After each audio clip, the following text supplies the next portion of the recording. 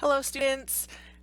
This is a little out of my comfort zone because I'm normally teaching you about equations and functions and sines and cosines and tangents. But I want to do something with you that I did at my old school, Walnut Creek Christian Academy in California. Back then, I was an English teacher, an eighth grade English teacher, and the last few years that I was there, I incorporated some new books into my curriculum that I thought that every student should read, but no schools assigned. And so I want to share those with you, and then I want to read one of them with you. And so it's actually all the same book. It's three versions of the same book. And so the original one is called Who Moved My Cheese? And I know it's a funny title, but it's a really good book. It's called Who Moved My Cheese by Spencer Johnson. And it's used a lot by managers and people in leadership positions. There are companies who require all new employees to read this before they can be hired on. It's really good. And so I really wanted my eighth graders to read it before they went on into high school. But it is written for adults, and so in order to differentiate my instruction and to reach students of all reading levels, I also bought Who Moved My Cheese for Teens, and I had my advanced students read the adult version, and then I had just the average. Most of the students read this one, Who Moved My Cheese for Teens, and then I even had one student who was he was adopted from India, and his English was not super great. And so what I did was I had him read Who Moved My Cheese for Kids, because it's simpler language, and instead of mostly text, it has a lot of great pictures. And so I would like to share these with you. You'll see why as we start reading. It's very applicable and appropriate to the situation we're in today. Also, I was spurred on, I saw a video of Miss Huffman reading to my daughter April, and I thought, oh, how fun. The younger grade teachers get to have fun and read stories. So I want to read a story to you guys. And I'm going to break it up into a few different shorter videos just so it's smaller, bite-sized chunks. And so what I would like to do is I'm going to start reading just the introductory. I'm going to introduce you to the book with the Who Moved My Cheese for Teens. And then when we get to actually reading the story, I'm going to read it from the kids version just for time's sake. And then that way you have something more exciting to look at than my face. So just in case any of you are interested in the original, you can look.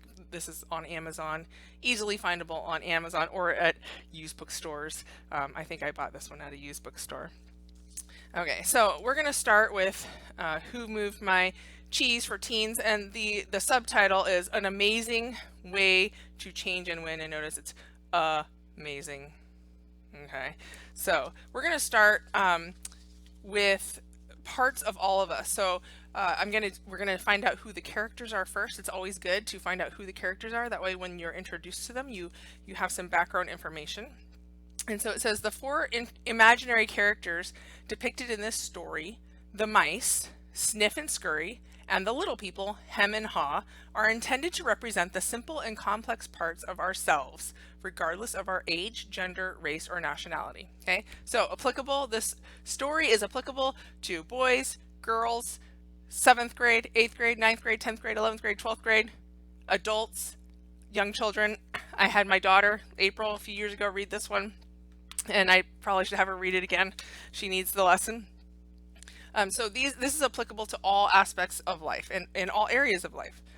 Sometimes we may act like Sniff, who sniffs out change early, or Hem, who denies and resists change as he fears it will lead to something worse, or Haw, who learns to adapt in time when he sees changing can lead to something better. Okay, so these are our four characters: Sniff, Scurry, Hem, and Haw. And like I said, when we get to the actual story, I'll read it out of here and you'll have colored pictures of them. Whatever parts of us we choose to use, we all share something in common. We need to find our way in the maze and succeed in changing times. So there's a hint as to why I decided to read it. So it starts with a little prologue, and so I'm going to read that from here before we go over to here. The prologue is called A Gathering, and it's a gathering that takes place at City High School at lunchtime. The bell rang, and 7 friends ran from their different classes to the cafeteria, meeting at the table where they always had lunch together. So picture yourself running to the commons to have lunch with your friends. They had all just heard the news about the big change at their school, and they wanted to talk about it. Chris and Melanie got there first. "What do you think?" Chris asked. Melanie just rolled her eyes. Peter, Carrie, Anna, Carl, and Josh arrived moments later with the same question. The principal had just announced a major change in the school's schedule. They would now be on a 3-semester program due to overcrowding. "I think the change is lousy," Anna exclaimed, tossing her backpack on the floor. "I liked the schedule the way it was. Why do things have to change now?" "Yeah, this is crazy," Peter agreed. "Now some of us will have to switch teachers." Chris asked, "So what?" Josh grumbled. "Just when you get to know how things work, they change the rules. Typical." "Come on, guys," Chris interjected. "Who knows? Maybe things will turn out better. The school is super crowded. This could help." "I don't care," said Carl, who had failed 3 classes last year and was repeating. "I don't want to change." Carrie started laughing. "So you'd be against it, even if it made things better?" Carl didn't laugh. "Nothing ever gets better at this school," he said firmly. Melanie looked across the table. "How can you be so sure? We haven't even tried it out yet." "I've had enough changes in my life already," Josh interrupted, "and I don't want any more." Everyone at the table knew what Josh meant. His dad had left when he was a little kid, and he'd never gotten over it. He was quietly angry about all the changes that happened in his life after that. "This is just what I needed," Carl said, sinking down in his seat. "With my luck, I'll be stuck going to school in the new summer semester." Chris laughed and shook his head. "You think this is funny?" Josh asked him, scowling. Chris answered, "I'm not laughing at you. I'm laughing at me. Listening to you guys makes me think about how much I used to be like you." "Oh, and now you're not?" Josh fired back. Carrie looked at Chris suspiciously. "You're the only one here who doesn't seem bummed about the new schedule. Do you know something we don't?" "Yeah," Melanie said, eyeing her friend. "What's up? You're all Mr. Happy Guy lately. Are you in love or something?" "It's not that," Chris said. "I guess things have changed for me since my uncle told me the story he came across at work. It made me laugh at myself and look at stuff differently than I used to." "So what's the story?" Melanie asked. "It's called Who Moved My Cheese?" The group laughed. Carrie said, "Strange title. I think I'm going to like it. What's it about?" "It's about these 4 characters who run through a maze looking for cheese. The cheese stands for whatever's important to you, like getting on a team, having a boyfriend or girlfriend, getting into college, or just getting out of school and finding a job so you can be free and independent. Whatever. The maze is wherever you look for it, like at school." "Sounds cheesy," Josh joked. They all laughed. Carl glanced at the clock. "Do we have time for this?" he asked. "I want to hear it," said Melanie. "Okay, I'll try to tell it to you just the way my uncle told it to me. The story only takes a little while," Chris told them. "If I start telling it now, I'll be done by the end of lunch." "Okay," Josh said. "You talk, we'll eat, but this better be good," he added, biting into his sandwich. "The story is only as good as you want it to be," Chris said. "It all depends on what you want to get from it."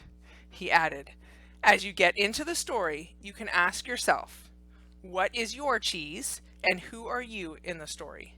Then he began. So then, not in this video, but in the next one, I'm going to go ahead and read the story from Who Moved My Cheese for Kids.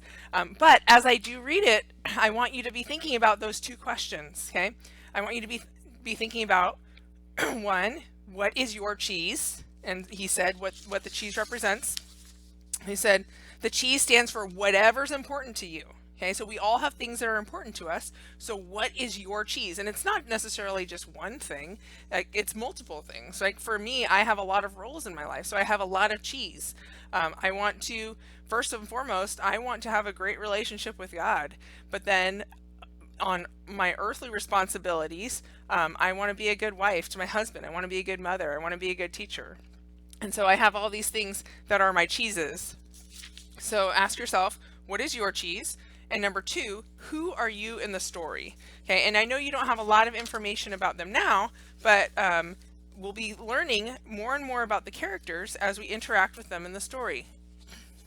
So Sniff, who sniffs out change early, Scurry, who scurries into action, Hem, who denies and resists change as he fears it will lead to something worse, and Haw, who learns to adapt in time when he sees change, who learns to adapt in time when he sees changing can lead to something better. Okay, so, and I'll introduce these characters again before I read, but go ahead and think about those things as I read.